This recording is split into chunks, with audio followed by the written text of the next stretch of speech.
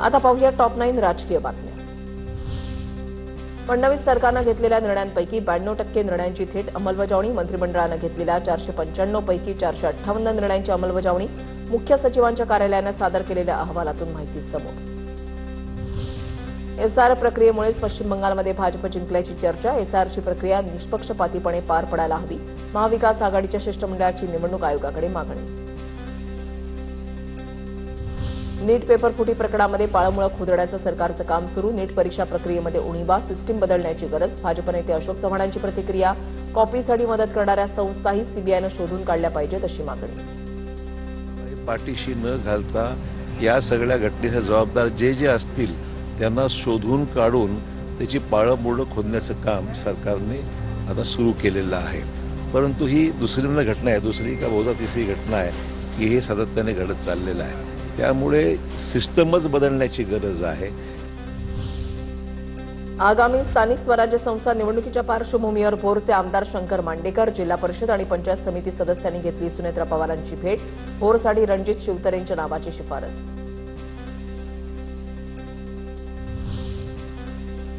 जळगाव विधान परिषद निवडणुकीसाठी शिवसेना शिंदे गटाकडून मंत्री गुलाबराव पाटलांचे चिरंजीव प्रतापराव पाटलांचं नाव आघाडीवर, भाजपकडून विधान परिषदेसाठी ऑफर असल्याची चर्चा निराधार, प्रतापराव पाटलांचा खुलासा।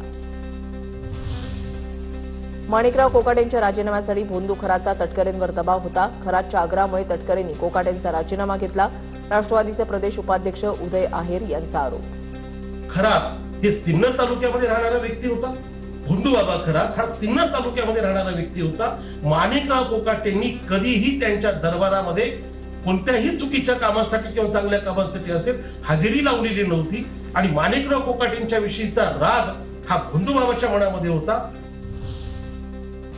मला रोज धमक्या येत आहेत, माझा घातपात होऊ शकतो, विकास लवांडेंचा दावा, मला पोलीस सुरक्षा मिळाली पाहिजे या संदर्भात मी अनेकदा मागणी केली पण पोलीस काही करत नसल्याचा आरोप। मी परवा सुद्धा लोणीकंद पोलीस स्टेशनला, मी ज्या हद्दीत राहतो त्या पोलीस स्टेशनला पुराव्यानिशी सगळे स्क्रीनशॉट काढून लोणीकंद पोलिसांना दिलेले आहेत। पोलिसांनी अद्यापर्यंत कोणाला बोललेलं नाही। संभाजी भिडेंचे धारकरी असतील, बजरंग दल असतील, भारतीय जनता पार्टीचे लोक असतील, यांच्यापासून माझ्या जीविताला धोका आहे। माझा कोणत्याही क्षणी कुठेही हस्ते पर हस्ते ज्ञात अज्ञात व्यक्तीकडनं घात अपघात होण्याची नक्की खात्री झालेली आहे। बोगस जन्म प्रमाणपत्र घोटाळा प्रकरणी किरीट सोमय्यांनी वसई विरार पालिकेच्या आयुक्तांची भेट घेतली, शिष्टमंडळासह किरीट सोमय्या, आयुक्त पृथ्वीराज बीपी यांना भेटले। ऑनलाईन पद्धतीनं खोट्या कागदपत्रांच्या आधारे बांगलादेशी नागरिक जन्म प्रमाणपत्र मिळवत असल्याचा आरोप।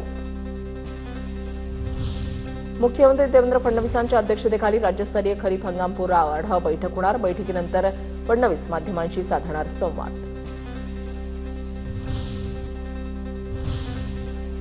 इंधनासाठी आजही रांगा लागल्याचं पाहायला मिळालं आणि ठिकठिकाणी राडे सुद्धा झालेले आहेत। पाहूयात त्या संदर्भातल्या टॉप 9 बातम्या।